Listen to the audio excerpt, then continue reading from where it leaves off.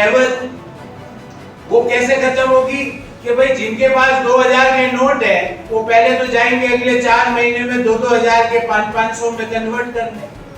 अब 500 में भी उनको थोड़ा भय है कि पता नहीं कब कौन सा सर्कुलर आ जाए और ये कुछ नया सर्कुलर आ जाए। राष्ट्रीय कांग्रेस पार्टी के राष्ट्रीय प्रवक्ता गौरव वल्लभ ने प्रेस कॉन्फ्रेंस कर बीजेपी सरकार को 2000 के नोट को 30 सितंबर तक एक्सचेंज करने के लिए दोषी ठहराते हुए गरीब जनता किसान इस बैंकर गर्मी में लाइन में लगे हुए हैं और मोदी जी आप तो विदेशों में घूम रहे हैं और पूरा भारत लाइन में लगा है। 2000 के नोट बदलने के लिए मोदी जी ने भारतीय करेंसी का अपमान करते हुए देशवासियों को भी अपमानित किया है।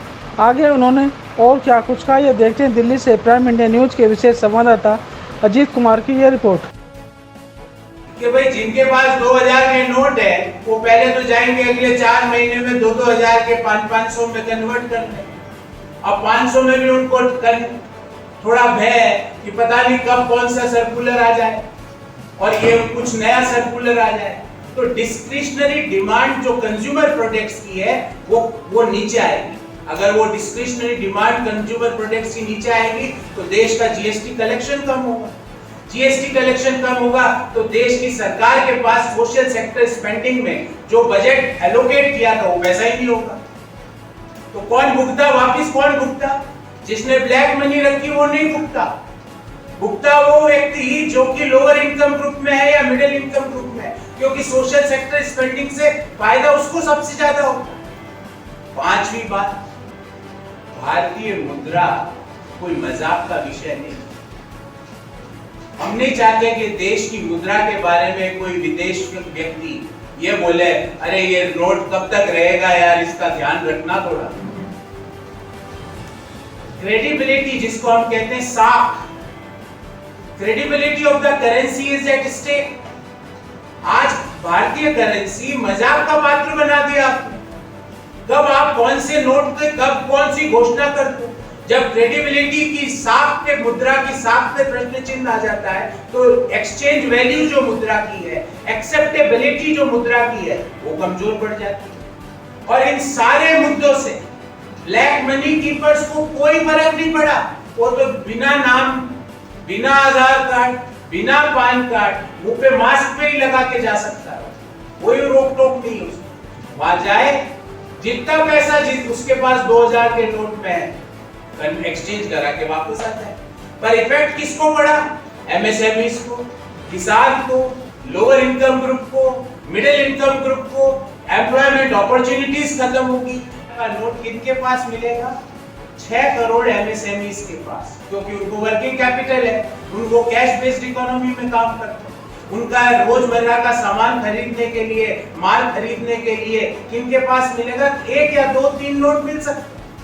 6 करोड़ एमएसएमई ओनर्स जो कि देश के हैं उनके पास मिल सकते हैं 2-4 नोट, या 11 करोड़ किसान के पास मिल सकता है, क्योंकि वो फसल बेच के आया, उसको 2-3 नोट दे दिए, वो अपने घर में उसको लेके बैठा।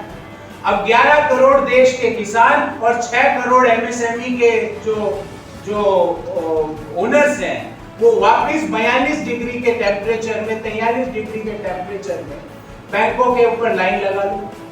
साहब गए 14 डिग्री के टेम्परेचर में सिडनी, और 6 करोड़ एमएसएमई एंटरप्रेन्योर्स को और 11 करोड़ किसानों को 44 डिग्री, 42 डिग्री, 45 डिग्री, कल तो दिल्ली में 46 डिग्री के तापमान था, 46 डिग्री में आपको लाइन में लगा दिया।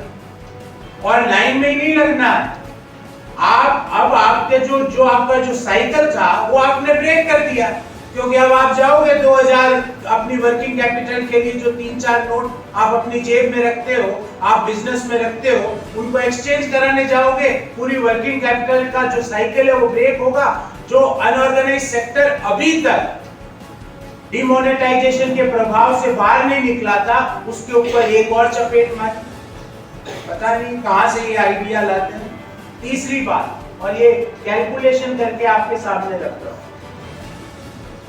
देश में इस समय 181 करोड़ 2000 के नोट है।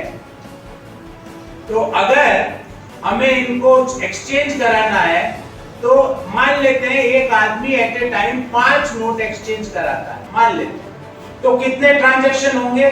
टोटल ट्रांजैक्शन होंगे 36 करोड़ बैंक के ट्रांजैक्शन होंगे, 36 करोड़ इन नेक्स्ट 4 मंथ्स।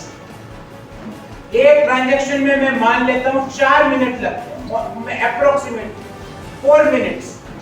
तो अगले 4 महीनों में बैंकों के 144 करोड़ मिनट सिर्फ किस काम में लग गए कि 2000 के नोट जो भी ला रहा है उसको या तो 400-500 के दो, या 20 2000 के 100 के दो, या 40 50-50 के दो।